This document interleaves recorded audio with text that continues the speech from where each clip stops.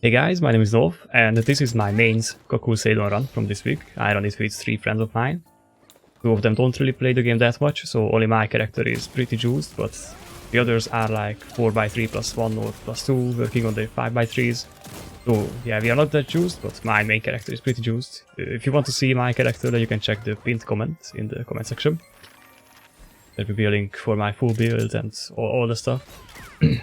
And yeah, I have 6 characters doing Cuckoo already, doing clan, so you could say I have some experience. And the purpose of this video is just for you guys who are newer to the raid, maybe like once or twice or something, but you're not really comfortable with some mechanics and stuff like that. I'm going to be talking over these and telling you when I position in certain spots and like how I position, what I think about during the raid to do good DPS, I guess. Yeah, my speech is not gonna be good because I haven't done too many of these, and I don't really do live commentaries or stuff like that. And my English is not bad, but I can't really speak fluently that well. So yeah, keep that in your head, I guess. I play on the EU Central on Xenorware server. Yeah, on the Xenorware server. And yeah, my Gunslinger is my main, but I also have 4 other DPSs and the support. That's 1490 or above. So yeah, this is gate 1. We don't have any vibes here, but we will have 1 or 2 vibes on gate 2 and 3. Counters are pretty easy to land here, but you need to not be animation locked in order to land them. And you know, at the start of gate 1, there's a lot of these patterns, like you can just deal pretty DPS here. The boss is just standing still. If you watch the AoEs, you can just pick a position where there is no AoE and just deal DPS. This is another counter attack. Someone could have tanked that if we had a shield and the boss would just fall over. This is lines again.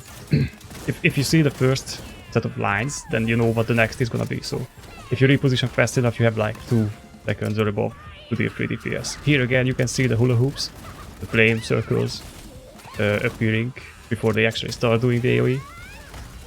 So you have like 1 second to position yourself somewhere where there is no AoEs happening. Pretty easy. I'm not gonna be mentioning every single mechanic that's on the screen. Like I'm gonna assume that you know the mechanics. You're just not that comfortable. Even if you're just watching the gameplay, you might get an idea of what I'm thinking about. But yeah, we do the stagger, then it's 3 DPS. We did like 20 bars. I'm putting everything on cooldown that I can from my main DPS skills. Here this is again 3 DPS. He's doing the cards safe position thing. You don't want to pick that up if you don't have the diamond above you. We had a diamond on the ground from the turret that was summoned. This is the first major mechanic after the stagger. It's pretty straightforward, I'm not gonna explain it. You can see the pings, you know where to look. And after this, after the mechanic, the boss will always appear at the position he went away. So this case was the middle, but if he was standing somewhere else, then he would appear there after the mechanic. So if you're fast enough, even if he's doing some mechanic like this where you can't hit him, you have like 1 or 2 seconds to deal some DPS. If you have like a fast animation DPS skill or something. Here you don't actually have to kill the soldiers when he does this, because the next mechanic is the Simon Says mechanic, and if you DPS fast enough, then the soldiers will just disappear. So in this case, this actually happened. We had like 4 soldiers remaining, and once the mechanic starts, they just go away. So you can just do the mechanic. Simon Says it's pretty straightforward, so I'm not really gonna say anything about that. But yeah, did I miss anything important? Oh yeah, I can mention that it's a good time now that I'm gonna be doing many of these videos from now on, even for Brel, but currently I'm focusing on doing Kakul. I have an artillerist, a berserker, well, I have a paladin, I also have a striker, and wait, what's my other role? Oh, I also have a gunlancer, so you can expect videos from these classes during the raids. I have 2 deathless clears already. This is the counter again, our support gets it. If I'm fast enough, I can do the Ninavi. This was actually fast enough, so he could have done anything else, I think, and I would have landed. This is pigeons, this is also a good 3 DPS opportunity. Well, unless you're a back attacker, because you don't get a big window to deal DPS. Because you know, you don't want to stand in front of him when he's doing pigeons. You want to stand either behind him or next to him. Next to him is the best because you don't really get hit there if you stand it in a very specific spot. Because the birds are actually AoE when they explode, so you can't really be anywhere near them. But yeah, if you just stand next to him or behind him when he's doing the animation, you're safe. But if you're behind him, you want to move in front of him afterwards. Or next to him, but yeah, that's up to you. This attack is bullshit, he does this 3 times, sometimes. You can't really do anything in the meantime, unless you're like a hitmaster class, like Gunslinger. But yeah, this is roulette. Very straightforward, you have 40 lines. You just understand all your cards. The only thing that I can say about this mechanic is that the timing is a bit weird. Like, watch, I'm gonna say. So you have to stand there. Now. When the pop sound happens, you know, so you don't want to move too early. If you move too early, then you're gonna get hits and you're gonna get a lot of gauge, you might spread gauge and ruin the mechanic. So now, again, there's like an initial flash on the thing that you stand on, the roulette, and then there's a pop sound. And you wanna stand on it when the pop happens because this happens if you move too early. Perfect example actually. Good stuff. This will be on the test. When you're a clown, you can cleanse others, but only use your W. Only ever use your W. Only ever use your W. Sorry about that. If everyone is near you, otherwise you're gonna give them gauge if they are too far away from you. That was a close counter. But yeah, we're pretty much just finishing up the fight. When he's doing this, like the mechanic is starting, you still have a lot of time. You still have like 2 seconds to keep doing DPS, so you don't have to go to your position immediately as soon as the screen turns dark. You can still do some DPS before taking your position. You will have time, so don't worry. And now we just need to finish off the fight. Again, a lot of free DPS opportunities. He goes in the middle, and if you position fast enough, okay, this is a card mechanic, we will actually have to do this. I wanted to burst the boss, but we didn't have enough DPS to do 10 lines. Only one person gets shoved. It's a black card first, so the other black card is second, and then the red one. It's diamond, so next is hearts. The mechanic is done. Easy as that. In case you have someone dead, you will likely die to this mechanic unless the support does something nice, like shielding everyone. Or keeps like at least one person alive. Or if you have Inanna, Inanna can save you from dying to this mechanic. So it might be a good idea to hold on to Inanna if you're at the end of the fight and someone is dead. Or someone is like likely to die. Instead of using Ninavi, you can just save Inanna for the card mechanic. But yep, that's gate fob. Pretty easy. I'm gonna be 50% MVP because I'm 1505 at this point, and I'm very geared, very juiced, and my friends are only 1490-ish. So yeah. Going into gate 2, I'm just gonna take Dark Nades and Atropine, but I'm not sure if I will actually use the Atropine, at least not efficiently. I hate gate 2, it's my least favorite gate. It's still a fun fight, at least as a hitmaster, but if you're a positioning class, like you do positional damage, like front attack or back attack, it's insanely bad. Like, it's so hard to do DPS. You will need a lot of experience or luck. And yeah, there's also a lot of luck involved in this fight, especially when there are attacks overlapping from the small and the big clown. So if you die on this gate, it is what it is. Don't sweat too much about it. This is a really hard fight, even if you're experienced. There are just a certain combination of attacks that are really hard to dodge. But yep, there are a few attacks that let you do DPS for multiple seconds. Like when he's using his trumpet and making AoE appear from far away or close by and spreading out or coming back in. You can just stand next to him while either of those happen. Yeah, when he's jumping up like that, you wanna move far away, okay? That's a very hard counter to land. Oh yeah, we have a wipe here, okay. This is fine. We are gonna restart, and I think we have another wipe. I might show you that. Wait. Okay, so here's the other. Well, not wipe, but we have to reset. Yeah, our berserker Guts got knocked up twice, basically. He got knocked up by the small clown and then the big hammer. This is a good example of a nasty pattern that can happen. You either use super armor, like Berserker could use Dark Rush or his spacebar to dodge the first initial lockup and then run away from the second one. But I believe Guts had his Dark Rush on cooldown already. He used it for another purpose. Which is too bad, but yeah, this is a clear run, I believe. Should be. So yeah, let me try to explain some of the mechanics, like basic attacks, that's basic attack patterns that let you deal 3 DPS. This is a perfect example. Well, you can see our blade tanking the entire beam, which is not ideal, but whenever the boss will go, like, disappear and appear at another location, which is not at the middle center of the arena, like at the sides of the arena, in the center.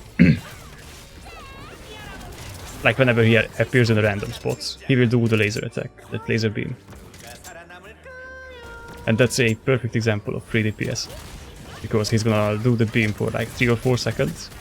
You can just get behind him if you're not the one targeted, and if you are the one targeted, then you should try to aim it so that people can back attack. Especially if the boss is standing next to a wall. You just wanna wait like, I don't know the exact timing, like maybe 1.5 seconds or something like that. If you know that you're targeted, then just dash or spacebar away from in front of the boss. If you do get hit, then your support should kill you. Yeah, in this fight especially, it's important as a support to time your shields well. You don't just wanna spam your shields. You wanna protect the people from taking damage. Okay, this is also a good example of 3 DPS. You have like 3 seconds. He usually follows up the attack that he did with the attack that he did after, so I don't know how to explain it. Those 2 attacks are very often done together. This is the card flip mechanic. If you're not dealing good DPS here, like you're blocking the content still, then usually you will have Ninavi for after this mechanic. And if you do land a Ninavi, which you should, because you have a big opportunity to land it here. We still don't have Ninavi because we're doing good DPS. Then if you land a Ninavi, then basically the maze mechanic will happen immediately after that. And after the maze you will get the side area gauge back. Here I just tanked the attack because I wanna push DPS, but it didn't turn out well. I also used an edge pin, that's why I was greeding, but yeah, don't do that. Unless you know what you're doing. So for this mechanic, I'm the one doing the screen share, so you can just see the others running around like ant, trying to get their clowns done. You need to kill 3 of these and then wait for the gates to open. It's very easy with screen share. We use Discord screen share usually, but you can also type like the clock numbers, like 1 o'clock heart or 1 o'clock red or 7 o'clock diamond or 7 o'clock yellow and stuff like that. Well, not in this case, but you know what I mean. Okay, let me drink some water real quick. Okay, everyone is done. We're basically just waiting for the exits to appear, which is at 1:30 every time. Everyone sees their exits and just make their way there. The only thing that you can pay attention to here is that you don't wanna exit. You don't wanna enter the exit, I guess. When the clowns are in the middle, so you don't take damage. Other than that, just take it slow. It's a very simple mechanic. You can't really fail that. If you fail that, then yeah, that's too bad. Here we have Ninavi. We will Ninavi. We won't use Inanna because at 55 bars, the boss does the mechanic. Oh, look at this! Oh, I used the Dark Rush to super armor. Insane gamer. I will actually show you the reaction for that. it was very funny, I think. Oh, Joe! Insane! Insane! That shouldn't have worked, but it worked. Goddamn gamer, man. This is infernal threats.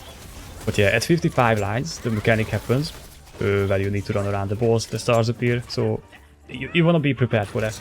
The boss is gonna tip you here, and you already... Okay, it's not happening yet. But the boss is gonna tip you to the middle, and as soon as the boss appears, you wanna watch for the stars. So right now, left, left, right. That's what I'm calling on Discord. I said left, left, right. I'm also calling again that we start left. And when we get to the top, I'm calling left again. And then right. And you also want to dodge the hammer afterwards, so you wanna run outside. And it's that easy. You don't need Inanna at all. Maybe when you're progging, it's a good idea to use Inanna. Like your first 1 or 2 years, you could go for it. But after you get experience, you really don't need Inanna.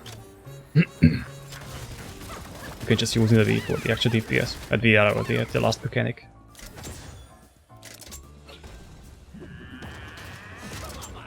I'm not sure if there's anything else important to mention, but yeah, you always want to keep an eye on the big clown on this gate.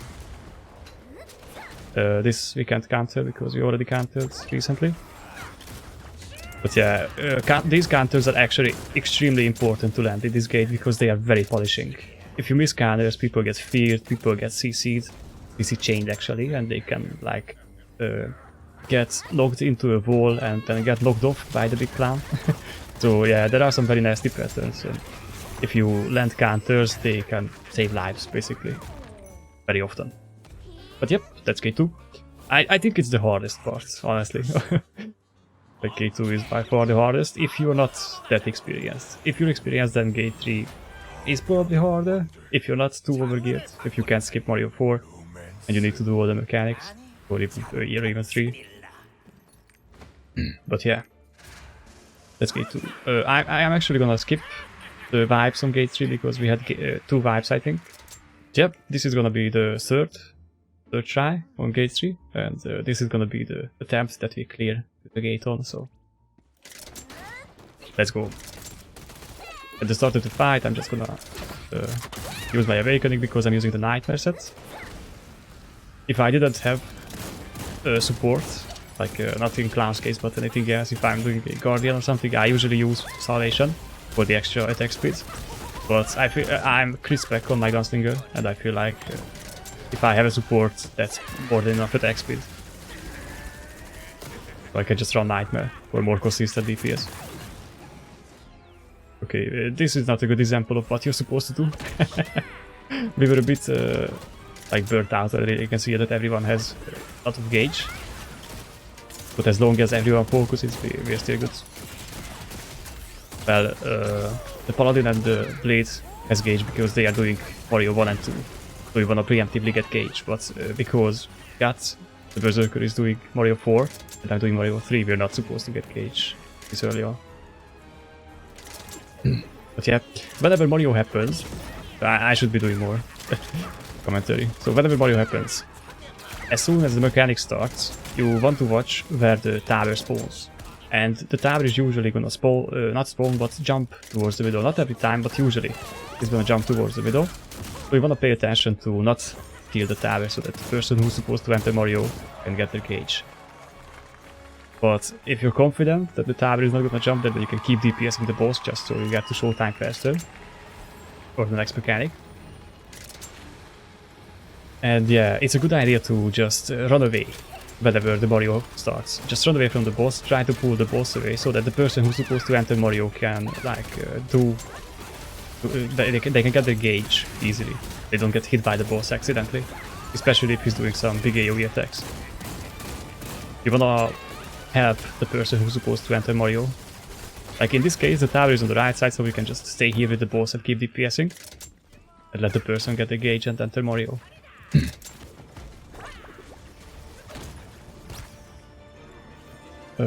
Let's talk about the balls. Whenever he does balls, you can just leave them be for a bit and decide if you actually need the balls or not. You don't have to kill the balls as soon as they spawn.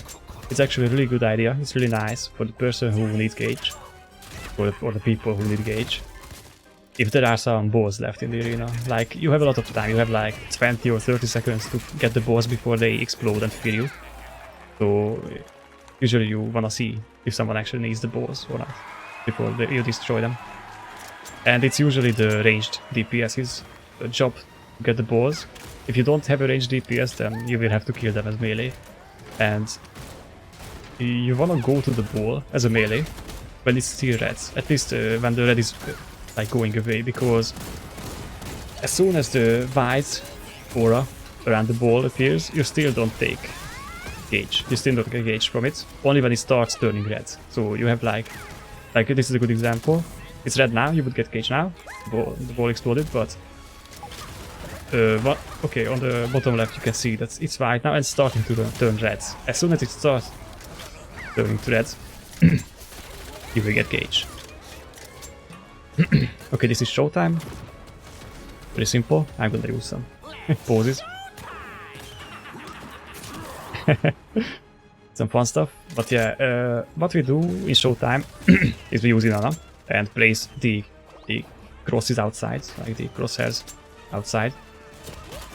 Then I get into the middle, I support shields, I use Inanna. And we wanna dodge as much firepower as possible because you don't wanna tank all the damage. If you do that, then Inanna just goes away. You still wanna dodge. Everyone stacks in front of the bomb. You have to. If you don't get the bomb with the cone, then it's a wipe. Everyone stacks in front of the bomb again. And I'm doing Mario 3, so I'm supposed to get gauge here. I will just get my gauge and not use a pot. The reason I don't use a pot is because the boss might do an HP mechanic, but I actually decided to use a pot just to be safe. I guess because of the other vibes that we had. But yeah, it's actually smart to not use a pot. And we run into... there's a lot of ways to solve showtime, so I'm not gonna tell you how to do it. Here you can see he actually did reverse, so if I didn't use a pot, it would have been a free heal for me. I could have had one more pot. Here I wanna lose some HP from the fire and watch where the tower is. Lose the rest of my HP from the tower. 2 seconds, 1 second. My HP gets flipped, like 45% from 55. I kill the tower, spacebar into the gate, and here goes Mario 3. The only advice I can give for Mario 3 is be patient. You have a lot of time to solve Mario 3, and there are very major mistakes that you can make. So just play it slow, take your time. Do it in a way that you're confident with, basically. At the start, I always wait at least 2 or 3 rotations with the ball, because you want to jump under the ball, like on the platform, when the ball is falling to the ground, so that you land on the platform after the ball has bounced. I guess that's the best way I can explain it. If you don't understand what I mean, then you should try to watch this back to the beginning and see how I did it. I think that will make sense too. But yeah, just be patient, see what you're confident with, and always do the same, because the reason I like Mario 3 is it's very consistent. It's always the same. It's pretty much always the same. The only thing that can vary is basically the placement of the color of the orbs and where the rockets are going, or the bombs, the flying bombs. Other than that, it's always the same.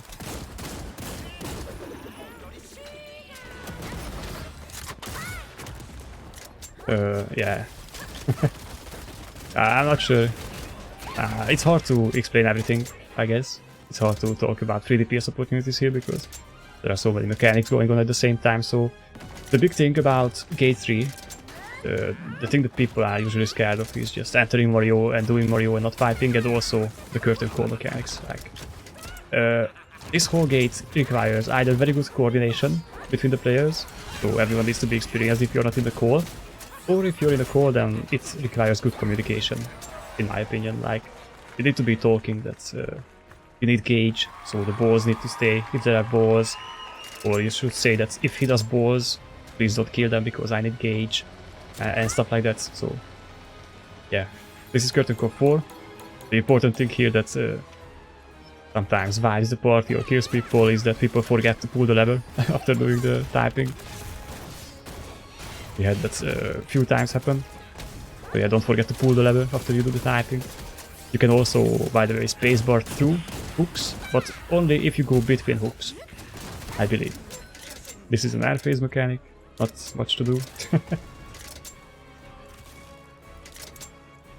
We just wanna wait for the boss. The only thing about this, we also call this Albion. I think Saint also calls this Albion. That's why I started using the same term. It's a similar attack to Albion, but yeah, whenever he does this mechanic, the Albion mechanic, you wanna spread out and see who the boss is targeting. And if you're not the one targeted, then you can just stay in your position, and if you're the one targeted, then you should like stand still, dodge the AoEs, and whenever the boss appears, you should try to run behind him. That's the only thing that you can do, because the timing on the attacks are weird. So you could sidestep the AoE that appears, but it's much easier to just run behind him when he appears. I'm not sure if that made sense, but whenever he's attacking you, he's gonna attack twice and then do the big AoE. And the tool has like these 3 lines that he spawns, the AoEs. And you could sidestep those, but it's much easier to just run behind him when he appears in the air, attacking you. I hope that made sense. But yeah, we didn't even get to use Ninavi here. He didn't do any good mechanics. It would have been free, but it's whatever. We will get the free Inanna or Ninavi for bingo anyways. Fine. Here, I think I'm using a screen share, yeah, it's me. We use the screen share, not the screen share, okay, we use Discord screen share on my second monitor, and I'm doing the bingo on Maxroll, the bingo assistant tool. Like, it's not that hard to do where you need to place the bombs, but it can get overwhelming, especially if you're trying to dodge in the meantime and stuff like that. So it's much easier for everyone if someone just shares their second monitor and does the bingo on Maxroll. It makes it so much easier, like, especially if you're not that experienced. I know that for some people it seems like it's taking away some of the challenge of the fights, which is very true. It's actually a very, I don't know, I don't want to say it, but it's a very pussy thing to do. But yeah, it's what it is. It makes the fight much easier, and you know, you can still enjoy the fights. It doesn't take away that much, I think. You still learn the mechanics, you'll still get more confident if you do it, and you know, you also learn how to do the bingo. You will spend a lot of time in Gate 3 anyways, so you might as well use it if you have a hard time finishing the race. Hammers are very scary during bingo. Whenever the hammers appear, you wanna like memorize the lines where they are gonna go, because the lines go away and there's like a 2-second delay for when the hammers will come, and you still don't wanna run in front of it because you will die immediately. But yeah, we got the first bingo, the bottom line, it's one of the best. You usually wanna get the bottom right or the bottom left lines for the first bingo, because you get a lot more space to work with if you do that. But yeah, it's pretty much the same wherever you do it. You just don't want to do it in the middle, or like you don't want to cut the arena in half, basically. Here we're trying to get rid of white tiles at the top. But yeah, for bingo, basically just wanna watch the boss. And also preemptively know where you wanna place the bomb if it's you who has to place the bomb. So you wanna watch the tiles all the time. You wanna like know that you need to place the bomb before the bomb appears above you.